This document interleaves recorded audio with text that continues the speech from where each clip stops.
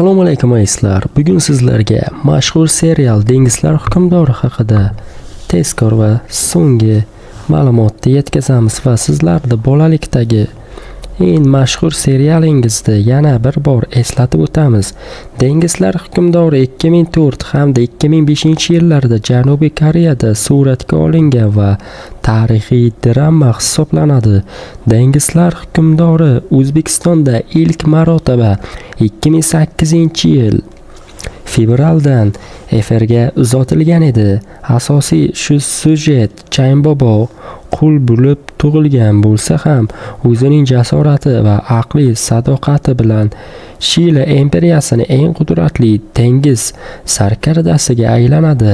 Uning hayoti va faoliyati orqali qullikdan ozodlikka chiqadi va qudratli dengiz hukmdoriga aylanadi. Tarixiy drama jangari sarguzasht Shila davri va milodiy 9-asrga to'g'ri keladi. Tarixiy manbalar va Dengizlar hukmdorining barcha qismlari 51 tani tashkil etadi.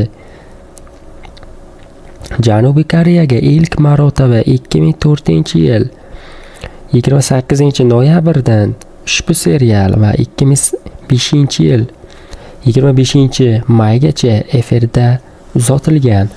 O'zbek tilidagi barcha qismlarida biz Yoshlar telekanali orqali tomosha qilganmiz. Dengizlar hukmdorining bosh rolini ijro etgan Choi Soo-joon hozirda 59 yoshda. Yumyang rolida ijro etgan aktyor esa hozirda 53 yoshda hisoblanadi. Sizlarga ushbu serial bolalikni eslatadimi yo'qmi? O'z fikr va mulohazalaringizni kommentariyaga yozib qoldiring.